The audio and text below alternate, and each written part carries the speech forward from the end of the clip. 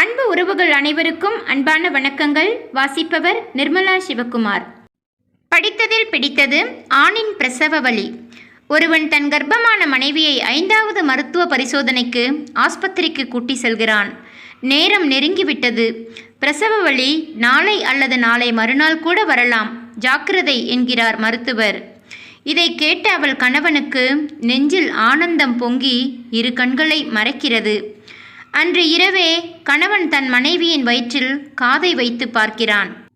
என்ன செய்கிறீர்கள் என்று மனைவி கேட்க, நாளை இந்நேரம் என் மகனோ மகளோ என் கையில் என்கிறான். அதை கேட்க மனைவி எனக்கு ஆண் பிள்ளைதான் வேண்டும் என்று சொல்ல, இல்லை இல்லை எனக்கு பெண் பிள்ளைதான் வேண்டும் என்று கணவன் சொல்ல, ஒரு வழியாக இருவரும் உறங்க சென்றனர். படுக்கையில் தன் கணவன் அருகில் நெருங்கி வந்து அவன் கைவிரலை இறுக்கமாக பிடித்து கொள்கிறாள். தூக்கத்தில் இருந்த கணவன் விழித்து தன் மனைவியை பார்க்கிறான்.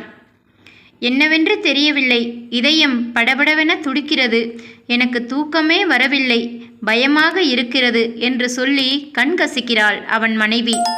உடனே இழுத்து தன் மார்போடு மனைவியை அணைத்தவன் அவள் கண்ணீரை துடைத்து அவளுக்கு ஆறுதல் கூறுகிறான்.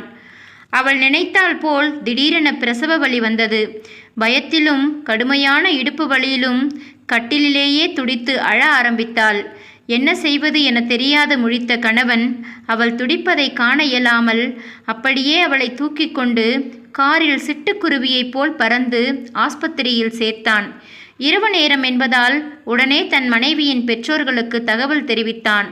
ஆஸ்பத்திரியே அமைதியாக இருக்க அவன் மனைவியின் அலறல் சப்தம் மட்டும் பயங்கரமாக கேட்டது.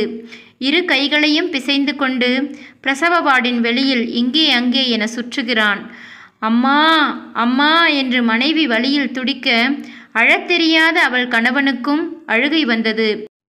ஆண்டவா, என் மனைவியின் முதல் பிரசவம் இது, தாய்க்கும் பிள்ளைக்கும் எந்த ஒரு பாதிப்பும் வந்துவிடக்கூடாது என்று உலகின் உள்ள எல்லா கடவுளிடமும் வேண்டினான். நேரம் ஆக ஆக அவனுக்கு முகமெல்லாம் வேர்த்து கொட்டியது. பிரசவ வழியில் தன் மனைவி துடிப்பதை அவனால் தாங்கிக் கொள்ள இயலவில்லை. சற்று நேரத்தில் திடீரென மனைவியின் குரல் அமைதியானது. கணவன் என்னாச்சோ ஏதாச்சோ என மிகவும் பயந்து போனான். மீண்டும் ஒரு அலறல். அதை கேட்ட கணவன், ஆண்டவா, என் மனைவிக்கு இவ்வளவு சித்திரவதையா என தலையில் கை வைத்தவாறு இருக்கையில் அமர்ந்து மனைவியையும் அவள் தியாகத்தை நினைத்து கூனி குறுகி போனான். அப்போது ஒரு நர்ஸ் மட்டும் வெளியே வந்து, உங்கள் மனைவிக்கு சுகப்பிரசவம் பயப்படும்படி ஒன்றுமில்லை, தாராளமாக உள்ளே சென்று பாருங்கள் என்றார்.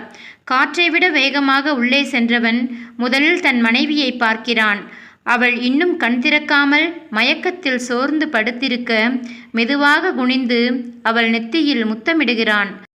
அவனை அறியாமலேயே இரு கண்ணீர் துளிகள் விழ மற்றவர் காணும் முன் தன் கையால் துடைத்துவிட்டு, அடுத்து எங்கே என் குழந்தை என அவன் கண்கள் ஒரு வழியாக தேடி தாயின் அருகில் குழந்தை இருப்பதை கண்டு மெதுவாக நகர்ந்து பூமியின் பாதம் படாத சிசுவின் பாதத்தை ஆசையோடு தொட்டு முத்தமிட்டு அதன் தலையை மெதுவாக கோதி விடுகிறான். தந்தையின் கைவிரல் பட்டவுடன் சிசு தனது கால் கையை அசைக்க ஆரம்பித்தது. யார் சொன்னது பெண்கள் மட்டும்தான் உயிரை சுமக்கின்றனர் என்று?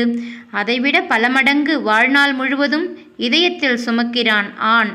ஒரு மனைவியை உண்மையாக காதலிக்கும் ஒவ்வொரு ஆணின் இதயத்தை தொட்டு பாருங்கள். அவன் வாழ்நாள் முழுவதும் அந்த பெண்ணின் நினைவுகளையும் குடும்ப பாரங்களையும் சுமந்தே மடியும் உன்னதமான படைப்புதான் ஆண் என்பதை புரிந்து கொள்வீர்கள். படித்ததில் பிடித்தது. கதை பிடித்திருந்தால் பகிருங்கள். நன்றி, வணக்கம்.